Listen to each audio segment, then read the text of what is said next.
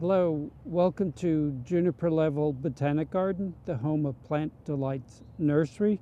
And today we're going to look at several different Baptisias.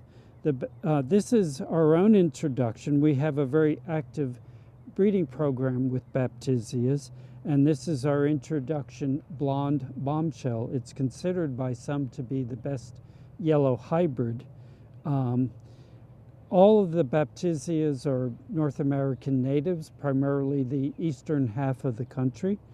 And through breeding, we've increased the color range, and also the species that have yellow flowers, the wild species that have yellow flowers, are much shorter plants than this hybrid.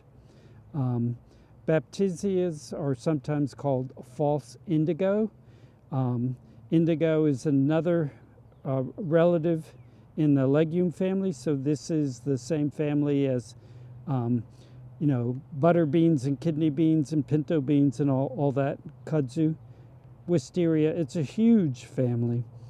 And it's one important thing to know about the family is that even though some of our most important food crops are from that family, it probably has just as many members that are very poisonous. So learning that a plant is in the legume family does not mean you should go and munch on them. Now back to its common name, well actually the scientific name, Baptisia, is from bapto, meaning to dye, and this is not its close relative indigo, which is a very important dye plant, but a poor substitute as a dye plant. But that's because it's not the true indigo, it's called the false indigo. They will grow in full sun, they'll thrive in full sun. In the wild, they're often a meadow plant. They will do fairly well with half-day sun or bright light shade, and they're tolerant of a wide range of soil conditions. This is a fairly damp location, but they're also very drought tolerant. They have really long roots that go down deep in the soil. They are herbaceous perennial. They died to the ground come frost in the fall. An interesting thing is if you leave the now dead stems long enough, they'll all break off at ground level, and the plant will tumble away just like tumbleweed and dispersing their seeds at that point. We deadhead them after they bloom because we don't want seedlings coming up around each particular cultivar, because they would be a range of colors and growth habits. But they're really big, bold, glorious plants for the sort of main spring garden. We're now in our Baptisia trial block where we plant out promising seedlings. You see there's a lot of gaps in between plants. Those are unfortunate plants that didn't make the cut. But this is a spectacular one. It's Cloud 9.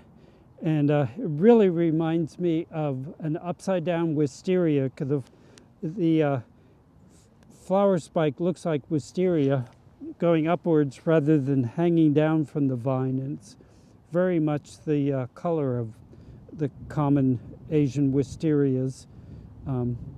But this is stay put herbaceous perennial. This is one plant. The thing about the Baptisia is you have to give them a number of years to get to this size.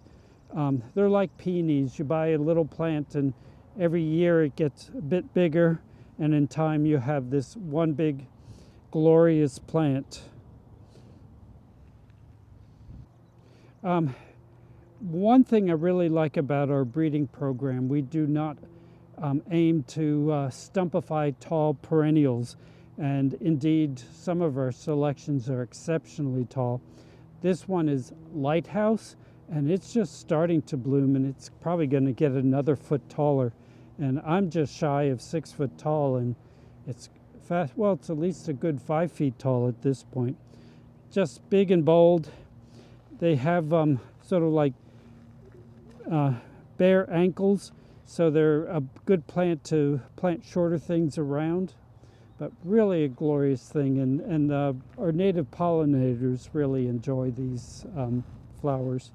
We even have a number of selections with gold foliage, which is a interesting trait, gives you that gold foliage throughout the season. As you can see today, not all of the Baptisias bloom at the same time. Some are in full bloom and others are just starting. But this is an interesting hybrid called Darknet, because the stems are pretty much black. The flowers are white, and by the time it's in bloom, the stems will start turning green. But it's really fun at this stage, these very slender asparagus-like shoots rising up out of the ground.